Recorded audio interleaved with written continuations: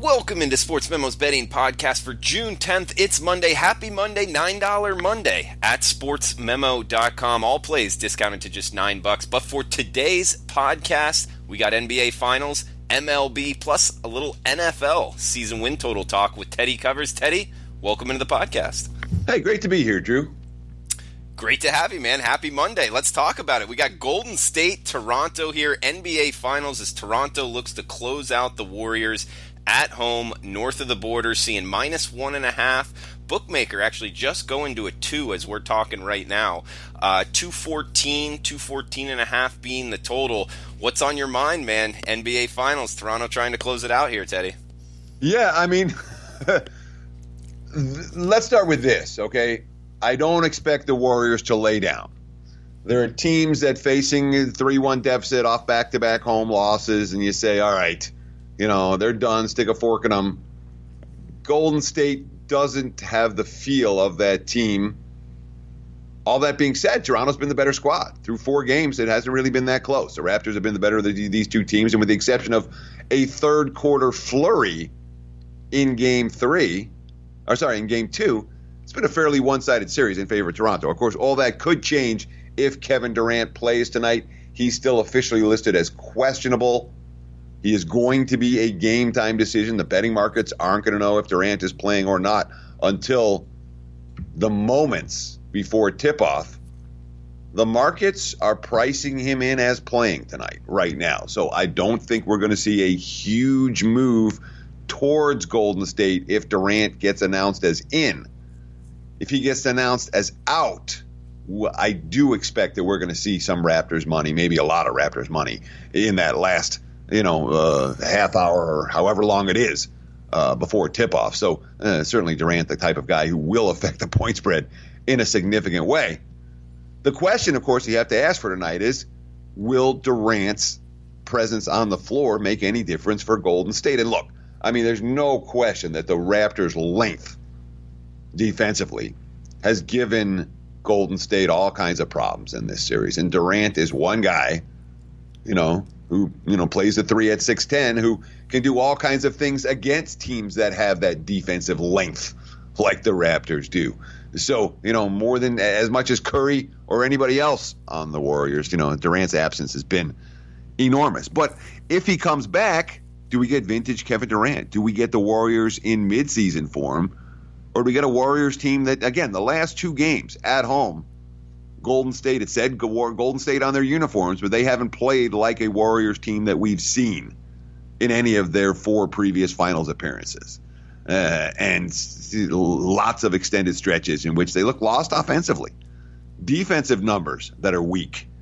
Does Durant change all that in one game? He could. In my mind, tonight's game's, I know what, much like Game 4, and we talked about Game 4 in the preview, and I said this game's all about Toronto. I know Golden State's bringing it, but does Toronto have that edge to them, that kick them while they're down mentality? And they did. They showed that. I think tonight's game is almost the same type of thought process. All right, Golden State's coming. All right. The Raptors have proven to be the better teams in these finals. If Toronto brings their A game, if Toronto doesn't get overwhelmed by the moment and the pressure, I think they're going to win this game. But if we see a Raptors team and we saw it against Philadelphia, certainly, in the second round of this series, of these playoffs, where it was real hard for them to close them out and didn't cover Game 6, got bombed in Game 6, and then lost Game 7. So if Toronto has any jitters, the city's going to be going nuts. If it's too much for the team, they're in for a fight in this series, and there'll be a lot more drama before all said and done. Because I'll tell you what, if it goes back to Game 6, goes back to Golden State for Game 6, you can count on it going back to Toronto for Game 7. So there's maybe a little bit of pressure here on the Raptors that they're probably not used to. Fascinating game, and I obviously got an opinion. You can get it right now at sportsmemo.com, only $9 on $9 Monday. Yeah, and Teddy, great breakdown, man. And you bring up the fact if it goes back to Golden State, it's coming back to Toronto. I agree with you. And this is one scenario where if you like Golden State tonight, I would kind of to lean towards the series price. What do you think about that? Is Golden State plus 500? Just because you get a little bit more kind of bang for your buck if you think Golden State's going to win tonight anyway. Sure. I mean, you can get right now. You can get a plus 400 on Golden State. You're not seeing 5-1, Okay. but the broader markets are in the 4-1 range. Minus 500 plus 400, and you can certainly put a 4-1 ticket in your pocket with the thought process: should this go to Game 7, I'm going to hedge, and lock in something there. I wouldn't argue with that as a betting strategy. But if you're going to make that bet, you better be confident the Warriors are going to win tonight, obviously, because you're getting a good number, but winning 3 in a row, and the Warriors have done it. They've done it during this postseason. During this run of 5 straight finals. They haven't done it in the finals. But they rallied. They were down 3-1, and somebody rallied back. And of course, they were on the wrong end of it when the Cavs rallied back from a 3-1 deficit after Draymond Green got suspended for the Game 5 at home. And that, so they've been on both ends of this during this run. They know what it takes. Again, I don't sell this Warrior team short. I'm not convinced of the better of these two squads. And Teddy, one last question here. I was talking to someone who brought up the fact, Kevin Durant is in a good contract year here in the off season. He's possibly coming back from injury. He already looks really good. Since he's not playing for the Warriors, his personal stock is very, very high because they're not winning without him. I get it. It's the NBA Finals here, but from a money standpoint and him going into a new contract here, is there really a lot of advantage for him playing tonight, in your opinion? I mean, he's on a team that's 3 wins away from a championship. If Kevin Durant can play, he's going to play. There's an enormous amount of upside. If Durant comes back and rallies the team and they win a title and Kevin Durant's the hero, 2 times Finals MVP. Don't sell this guy short. If he can play, he will be in there. I'm confident of that. That's absolutely the right answer. I guess it was just a lot of risk towards the downside if he comes back and re-injures it or something coming into a contract year. It could be sort of risky for him personally in that situation. It could, though. I mean, I'll be honest. If Durant rips his Achilles tonight, he comes back and rips his Achilles, someone's still going to sign him to the max. They'll do it in a New York minute. Okay. Wouldn't you? Yeah, no, I would as well, especially because you have, such the off season to kind of recuperate and everything like that. So I'm with you. I just wanted to bring up that kind of scenario. But guys, make sure to check out sportsmemo.com for Teddy's plays here. $9 Monday. You can get his top MLB play for just $9. Also his Warriors versus Raptors Game 5 ticket here, $9 as well. And do not forget about his NFL season over/under wins report. Up and available at sportsmemo.com. 87-35. That's over 70% NFL season wins since 2001. It's a great product there. Check it out. $199 at sportsmemo.com. Teddy, let's just talk briefly here about the NFL before we move on to MLB. We got the Dolphins down in South Florida. Some quarterback. I don't know who's starting. Is Rosen going to get this job? It kind of sounds like it, but now we're seeing some headlines. Fitzpatrick might be in the lead for the starting position. Yeah, we got all kinds of mandatory mini camps. This week, last week. So this is a week where actually there's a lot of NFL news, and obviously when you're working on that wins report, it's something to is what's breaking now, and you don't want to be overwhelmed by it, but you certainly want to keep track of the position battles. And in Miami, we have one that definitely affects their win total. All right, if Ryan Fitzpatrick wins the job, they're a better team than they are if Josh Rosen wins the job. Fitzpatrick is a win now guy, and Rosen is a developmental project. Now, depending on what direction the Dolphins go, we're talking about obviously a team that is at the very bottom of the season wins market. What are they aligned as a 5-win squad and money on the under? But if we see Fitzpatrick, who has taken the early lead, actually win this job, that makes the Dolphins a lot more competitive, at least early on in the season, which would make me a little bit reluctant to play them under the lowest total of any team in the 2019 marketplace. But, it's not just Miami right now. Obviously, what do you have, like 23 mini camps this week? So lots of news in the NFL to keep track of. And I don't sleep on this stuff, man. I love working NFL over the summer months because there's, there's not that much pressure in the markets yet, and you can really uncover some really good stuff. So I feel very good about where I am right now with the season win reports as we're getting the job done, where I am, through in the process, and we'll have everything to go, obviously, when the report gets released in July.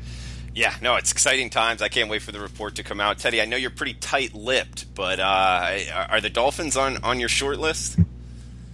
The Dolphins are not going to be, and again, the report comes out in two parts. Part one comes out at the beginning of the prior to the preseason. Obviously, we'll have that out in July. We want to be able to take advantage of the betting markets before they start to go nuts heading into the Hall of Fame game. And then oftentimes I will have additional releases later in the preseason, usually after week 3.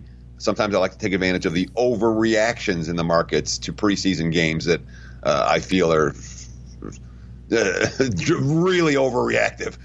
You'll see some silly stuff where one team's not playing and the other team's first string looks really good. They're like, oh, boy, look at that first string offense. They look good. No, the defense didn't play. But you'll see a lot of overreactions like that in the preseason, and you can take advantage of that late. So then make a short story long, I do not expect the Dolphins to be on the early report because I want to know if Fitzpatrick or Rosen wins that job. There's a chance the Dolphins could be on the second part of that report that comes out again after week 3 of the preseason. Yeah, that makes sense to see them on the second report. Teddy, 87-35, and it's not all backloaded, guys. Since 2001, he's over 70%, off of a 5-0 year last year, 26-8 over the last 7 seasons. NFL season win total report up and available at sportsmemo.com. Teddy, let's move on to MLB. We got the Subway Series, Mets at Yankees. Jason Vargas coming from the left side versus Tanaka going for the Yankees. Yankees minus 185, seeing minus 190s. Heavy home favorite, 9.5 being the total. Teddy, I like one of these sides. I like it a lot. I already bet it. I'm interested to see what side you're looking towards.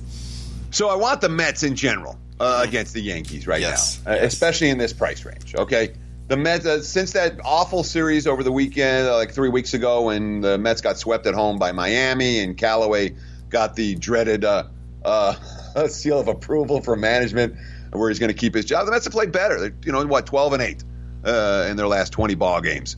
Vargas in particular has been, he strained his hamstring, went on the DL, came back, and he's been great in a couple of starts back from the DL. We're talking about a guy who's got a $1.85 ERA in his last 7. He hasn't given up more than 6 hits in any game during that span. He's allowed 1 run or less 6 times during that span. But, and there's a big but here for this. And of course, let me just. So the Mets are playing better, and the Yankees, who were, let's be honest, the Yankees overachieved. They went 30-10 over a 40-game span with all their best players on the DL. They've come back to earth now, 2-5 their last 7 ball games. So in general, I got a little bit of a bias on the Mets, and the Yankees are a team that I'm not excited about backing right here. But Vargas, with all these great numbers, Vargas has a terrible track record against the Yankees. He has a terrible track record in the Bronx, and he's coming off a season-high 117-pitch complete game shutout against the Giants last week. I worry about the pitch count and the residual effect for Vargas in this ballgame. Hence, my lean towards the Mets, but I did not get to the betting window. Good breakdown there, Teddy. I agree with it all. Plus, I believe Tanaka just had a kid, Teddy. Yeah, and that's usually like the first start after you have your kid. You're like they always come in and throw a one-hitter. No way. That's not true, man. I love fading the guys that just had a kid, especially if it's their first kid, no? Who was it? No, somebody just had a kid and then came out and threw this year it happened already. Someone had a kid and threw like a one-hitter or a two-hitter, threw an absolute gem. I can't remember who it was, though. Okay. No, I'm sure it's happened, but I'm usually looking to fade that spot, so you get it here tonight, fading the Yankees. I like the Mets at a big plus price. We got another one here, Washington, Chicago White Sox. Looks like the Nats laying minus 150, as high as minus 157 right now at Bookmaker. On the road, total of 10.5, Teddy. Boy, you have to like Washington right now, the way they've been playing, whatever. I should say you have to like Washington right now. There are things to like about the Nets right now. They won 6 of their last 8. Their bullpen's played a lot better. And doing a lot of things the right way in the last couple of weeks. Trey Turner. We played good baseball all year. We've just been on the losing side because of something stupid each game.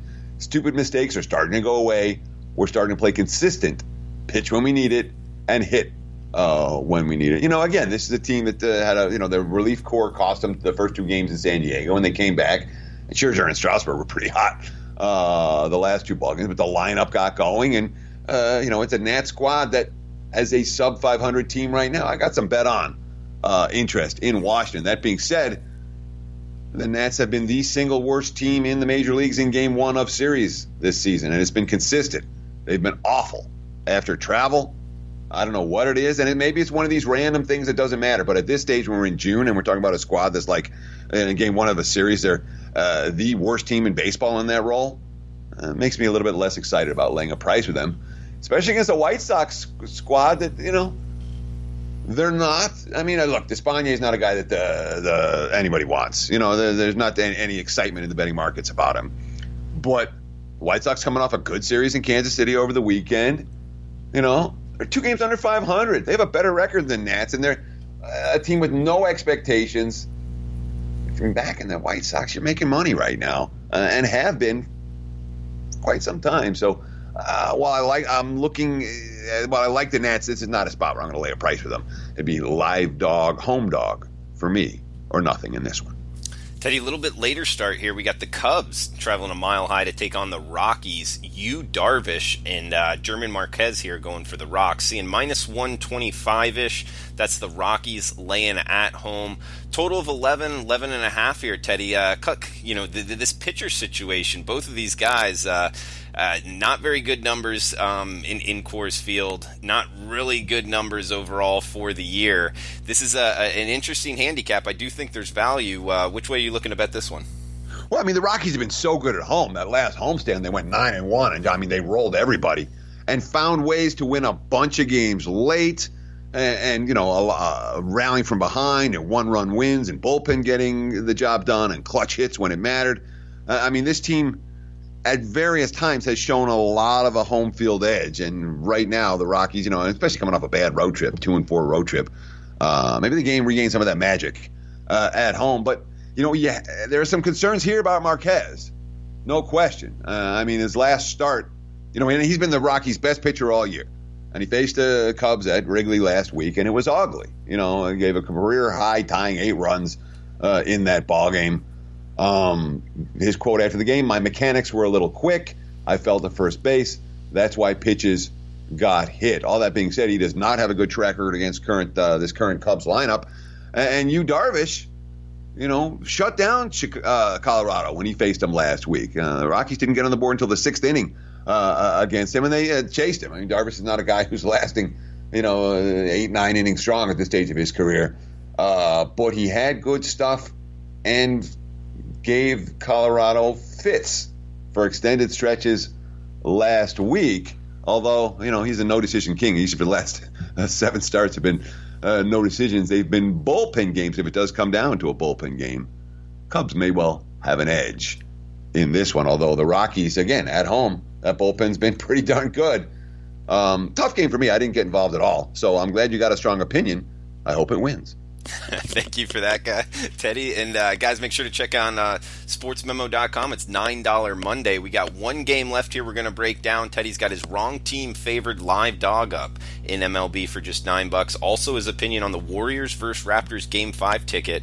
And don't forget about his NFL season win total report, up and available at sportsmemo.com. He's hitting 58% all sports last 5 weeks, plus 21% ROI in that time frame. So not only one of my favorite guys in the business, he's seeing it well. Check it out at sportsmemo.com. Let's head out west. Late night action here, Teddy, to end the podcast. Dodgers, Angels, battle for LA. We got Ryu on the hill, one of the best pitchers in MLB. We got one of the best lineups, talking about the Dodgers lineup, facing the Angels with Canning on the hill, high upside guy. Angels are pretty good as well now, Teddy. I'm not sure if I'm looking to lay this big of a price tag against them. Seeing a total of 9, how are you looking to bet Dodgers Angels tonight? Well, I always talk about streaks and riding streaks, particularly total streaks, that the markets really don't pay a lot of attention to. And I say overs beget overs, and they do. When you have a hot lineup, they're going to remain hot until proven otherwise. When you have a worn down bullpen, they're going to remain worn down until proven otherwise. So overs do beget overs. Similarly, unders beget unders. All right, you have starting when you have starters that start going on a roll, and this guy wants to beat what the other guy did yesterday, and that guy wants to beat what this guy did yesterday, and you have a cold lineup, and you have a bullpen that's getting outs, and all of a sudden you have a run of unders. Why am I talking about all this? Well, the Dodgers were an over machine. They went 9 straight overs in late May. Well, their last 10, they're 8-1-1 to the under, and the only over got there by a hook. Half run. I think it was total 8.5, and they got to 9 in that ballgame. It was a shutout. So their bats have gone cold. This potent Dodger lineup, they scored, the 1-0 yesterday. That was all they got. It wasn't a great hitting series at San Fran. It wasn't a great hitting series before that either. Their bats are cold. Their starting pitching has been epic. And Ryu's as good as anyone. If I had to pick a Cy Young winner right now, he's the guy. Absolutely dominant. 7-0 with an 0.75 ERA since his lone loss of the season. He's given up runs in 1 of his last 51 innings. He gave up 2 runs against the Pirates. And that's it. Dave Roberts, quote, he's just in complete control. It's front and back. It's all quadrants. It's changing speed. It's mixing up this sequence. Dodgers 13-3 their last 16. It's hard for me to make a case to bet against these guys. It really is. Especially with Canning. The Angels, he's Canning coming off a game in which he struck out a career-high 8. Of course, they lost that game. He gave up 4 runs in the contest. And, Brad Ausmus, quote, overall, he's been pretty consistent about giving us a chance to win the game. Not every outing is going to be hitless through 3 and scoreless through 5, but he does a good job of limiting damage and getting swings and misses. Of course, L.A. gave up 6 home runs yesterday. L.A., the Angels, gave up 6 home runs yesterday in a bad loss to Seattle.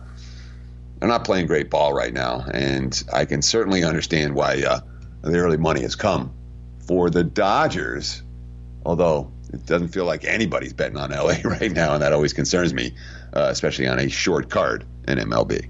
Yeah, and we're seeing, minus 169, as high as minus 174, and that's, arguably the best lineup in baseball with, like you just touched on, likely the starter in the All-Star game in Ryu. So, Dodgers, tough team to go against, tough team to step in front of. But, guys, it is $9 Monday. Check out the website for every play, discounted to just $9. And, Teddy, anything else you want to throw out there to the listeners before we shut this down? Oh, I'll throw it out there. Hey, thanks for listening. Enjoy the games tonight. Good luck. We'll talk to you again next time, right here on the Sports Memo podcast. Absolutely. Teddy, best of luck in the tournament. Best of luck this week. We'll talk to you next week. And, guys, best of luck with your bets. Check out the website. All plays discounted to just $9. Best of luck with your bets. Talk to you tomorrow.